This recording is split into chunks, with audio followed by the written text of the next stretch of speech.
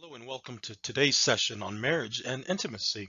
I'm Dr. Felix and I have the privilege of sharing this lecture with you as we look at this theme of the two shall become one. In our first lecture on this topic, we explored the theological basis of marriage. In other words, what was God thinking? And we talked about the first report card, how God created all and said that it was good. And the only thing that he said that was not good was man being alone. And so this first lecture, part one, focused on the fact that we were created for relationship. In this lecture, I'm going to discuss part two, which will review or cover overcoming the challenges to compatibility. Yes, we are called to be one, but this does not come so easily. We'll also explore in part three, romance and sexual intimacy in marriage. And then in part four, just the last segment, I'll make some recommendations on some resources that you can utilize in working with premarital couples. So let's begin now, overcoming the challenges to compatibility. We know that we go through different stages in a relationship. In the complementary stage, we begin to realize that we are so different. While Adam and Eve were suited for one another, she was to be his helpmate, and he likewise. We know that today, two individuals getting married, as much as they may share many factors, they are definitely two different individuals, and two different individuals that can definitely complement each other. But we know that after that complementary stage, we tend to enter the conflict stage. This is where we begin to realize that, man, our differences are quite significant, and I really don't understand my partner, or my partner really does not understand me. You just don't get it, as many times what we'll hear one spouse say to the other. And so we could say that differences lead to unmet expectations, and these unmet expectations lead to conflict. More specifically, there are many ways in which two individuals are different. We can look at communication, where one may be very open in their way of communicating, really connects by talking to others. The other one is perhaps more of an internal processor, connects more by doing. Levels of interest can also be different between spouses. One may enjoy staying at home, and the other may prefer going out. Or when it comes to how they approach money, one may be very budget conscious and save a lot. The other may tend to shop a lot and spend more of the resources than the other. When we consider extended family or attitudes towards extended family, one may enjoy the closeness of the extended family. The other spouse may prefer more of privacy between them and the extended family. Recreationally as well, one may enjoy a lot of physical activities and be quite adventurous. The other one would be content with just, let's say, going for a walk around the block. Even how we relax, sometimes there can be great differences between spouses. For one, relaxation is brought about by engaging in activities, going shopping, let's say even working out. For the other, it's the best thing that they could do is to stay on the sofa and enjoy the rest. Our planning may also, the way that we approach planning may also reflect some differences. One may be more spontaneous and think more of on a short-term basis. The other pays more attention to detail and thinks more of on a long-term basis. How we relate to others, one may be competitive, one may be more interdependent. And then when it comes to emotions, one spouse may be more expressive, the other may be more reserved than their spouse. Our time is can also reflect differences. One may have a strict adherence to time, and for another, more of a loose attitude towards time. Parenting style may be different, permissive versus being authoritative. And then roles of within the marriage, one may view the marriage more as a traditional try to maintain a more of a traditional marriage and may have rigid stance towards roles, where the other may view the marriage more as being egalitarian, or desiring for it to be more egalitarian with greater flexibility. And so these are all ways that couples can be different from one another. Even when it comes to sex, one may feel that it needs to be very spontaneous, and we need to have the covers off. The other may want to actually schedule it, and prefer to have the covers on. Setting the mood, it may be an all-day process for one spouse, with lots of caressing, lots of contact, and for the other, they're just ready to kick it. Once they get in bed. Even in the positions, one may prefer missionary position with the lights on, and have the other partner initiate. The other may prefer to be on their knees and hands with the lights off, and still prefer the other person to initiate. And so all of these differences naturally can lead to unmet expectations. And so one spouse is expecting the other spouse to act in a particular way, or to respond in a particular way. But then when that spouse does not, it leads to a level of tension that is experienced within the relationship. And we call that tension conflict. Now, the challenge with conflict is that, as a result of the fall, our tendency, as covered in part one of our lecture, we tend to be selfish. We tend to blame others rather than take responsibilities. We tend to be critical of others. In other words, we will see the other person's faults rather than seeing our own. And so we don't take responsibility for our actions. In fact, we tend to minimize our failures, or our wrong choices, or our wrongs. We cover up our wrongs. We tend to be defensive. We tend to separate from others. We tend to be driven by fear versus love. In other words, we tend to be more defensive rather than trusting, for example.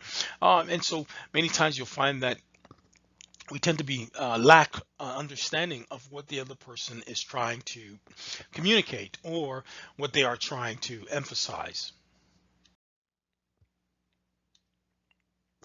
And so when working with couples, how do we help couples to capitalize on their differences? Well, one, assist couples in accepting that in most cases, differences are just that. They're differences. It's not an issue of necessarily right or wrong, or evil and spiritual, but it's just simply that they are different individuals. Male and female, the Bible tells us he created them. And many of the differences that I shared with you tend to fall along the gender lines, generally speaking. Number two, you want to also assist couples in learning to appreciate each other's uniqueness. Love your neighbor as yourself. It's the idea of really getting to know that individual, and appreciating them for the unique individual that God has created them to be. Appreciating definitely the good in that individual. Appreciating the uniqueness of that individual, of their spouse, for example. Number three, want to assist couples in determining how their differences can help them as a couple, how they complement each other. Okay, how they complement each other. The two are better than one because they have a good return for their work. If one falls down, his friend can help him up, but pity the man who falls and has no one to help him up. And that's a passage from Ecclesiastes chapter 4, verse 9 and 10. Recognizing that at the end of the day, two individuals are definitely better off than, let's say, one individual, because they could really learn to help each other and complement each other. And so that's one thing that we could definitely help couples in identifying how they complement each other. Now let's move on to the next portion of our lecture, talking about romance and sexual intimacy. Sometimes it's hard to even define what romance is in a relationship. Some may define it as an ardent emotional attachment or involvement between two people, or a mysterious or fascinating quality or appeal of something adventurous, heroic, or strangely beautiful, or simply the continual expression of a deep burning desire to bring pleasure and excitement as one seeks to bond to another.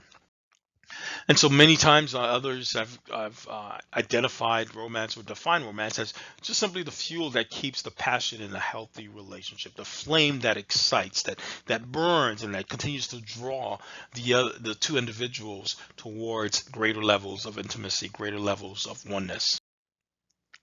Now, when we look at the Bible, we do see that the Bible celebrates intimacy. It even, in fact, celebrates this idea of romance. If we look at Songs of Songs, chapter 1, verse 2 to 4, we have this very enlightening exchange between the lovers. Let him kiss me with the kisses of his mouth, for your love is more delightful than wine.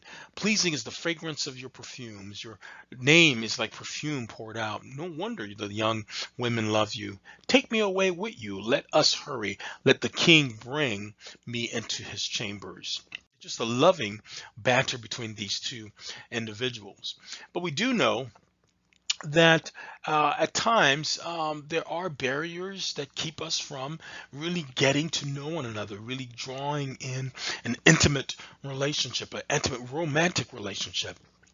And we could say that some of these barriers include the lack of mutual understanding, where the two individuals feel lost, the two individuals don't feel that they are understood by their partner, by their spouse.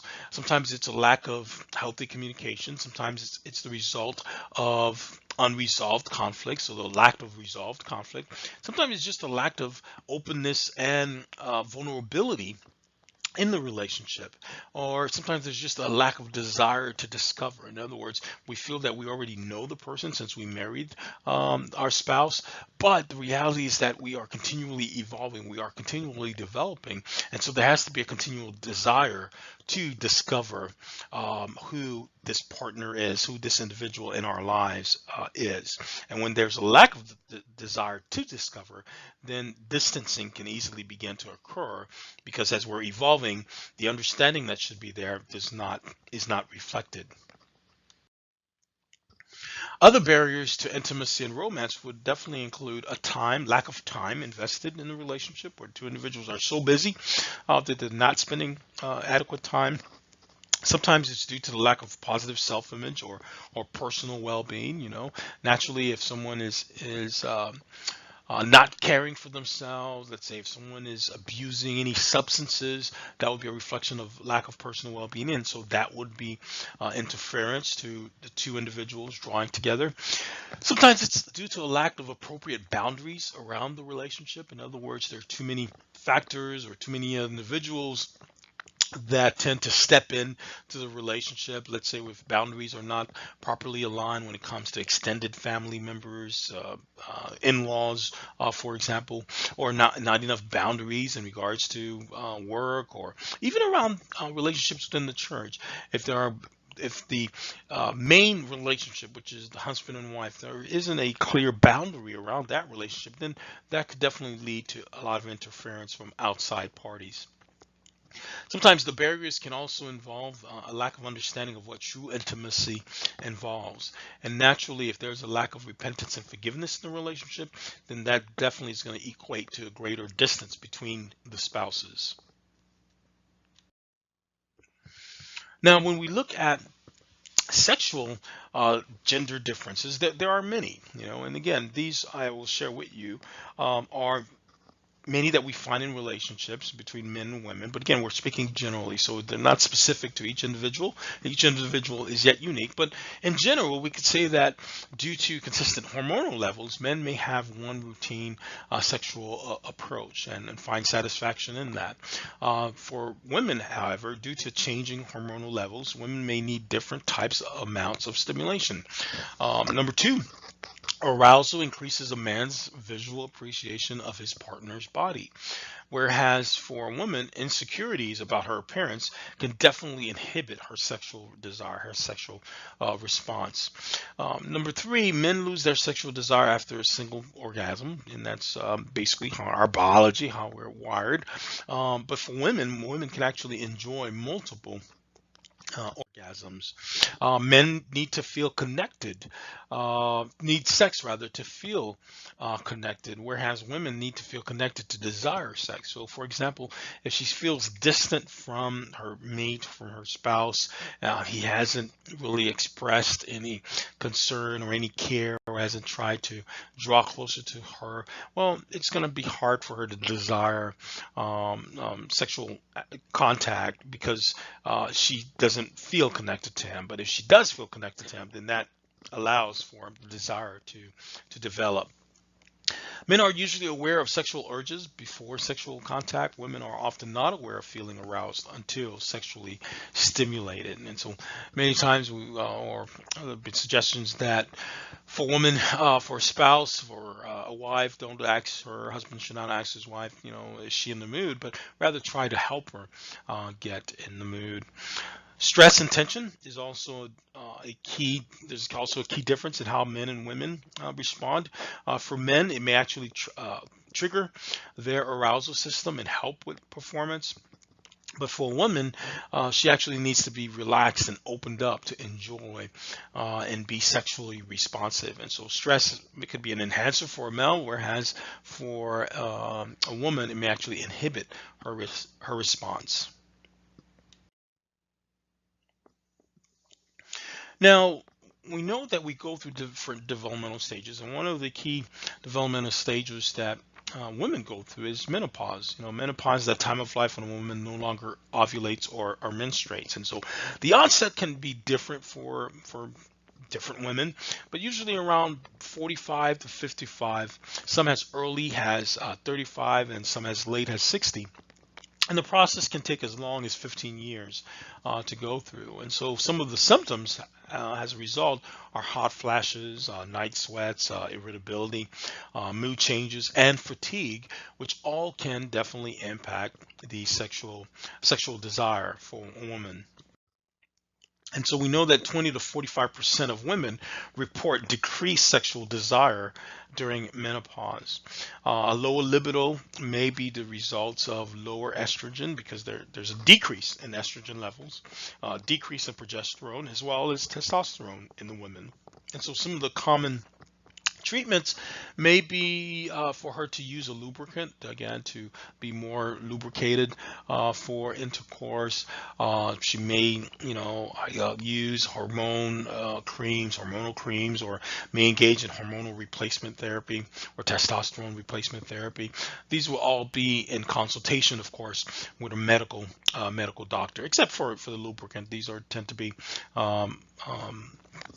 found on off the counters in various pharmacies or Walgreens or other stores that would sell women's products or men's products. Now, what's common among men, just as menopause is common, is a natural stage for women to go through. Many men begin to experience erectile dysfunction, the inability to obtain or maintain an erection firm enough for sex.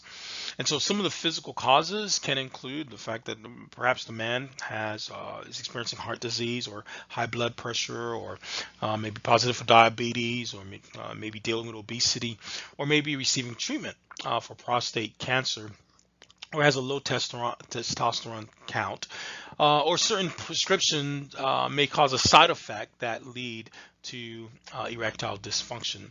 Some of the psychological causes may include depression, anxiety, other mental health conditions. Stress also can have an adverse effect, just as it can be an enhancer. It can also have an adverse effect.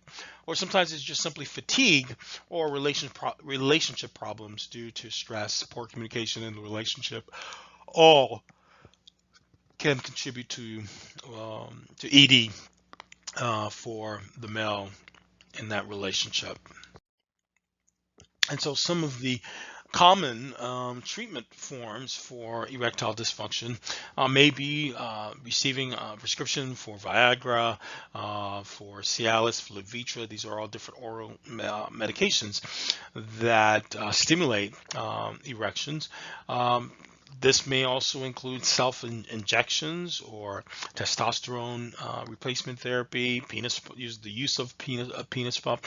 All these would again be in consultation with a medical doctor.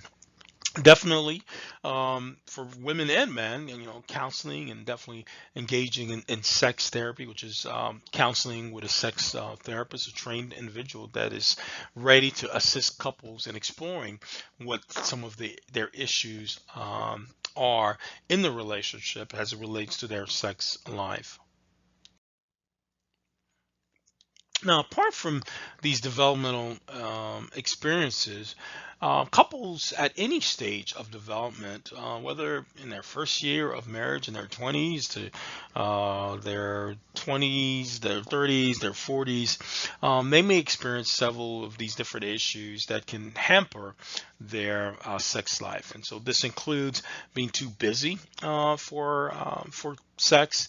And so simple solution, definitely ensure that they create date nights or couple nights.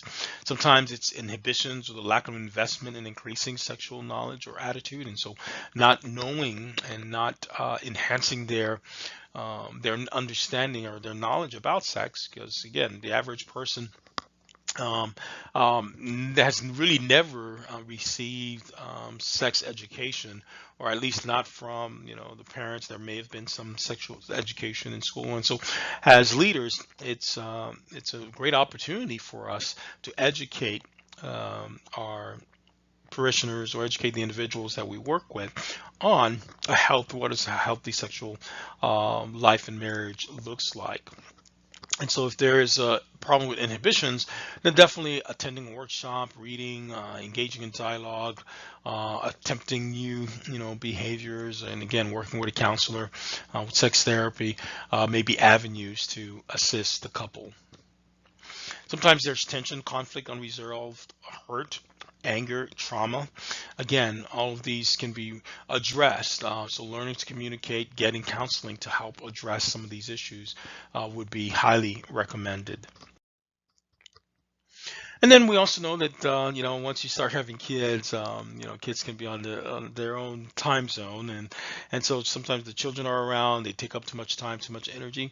Well, it simply means that parents need to implement a structure and set appropriate boundaries, and sometimes also use the support network. If there are other family members, if the couple is having a date night, well, send them off to the grandparents, send them off to an uncle, or maybe they can exchange with a close family friend to be able to have some level of privacy and adequate time poured into the relationship.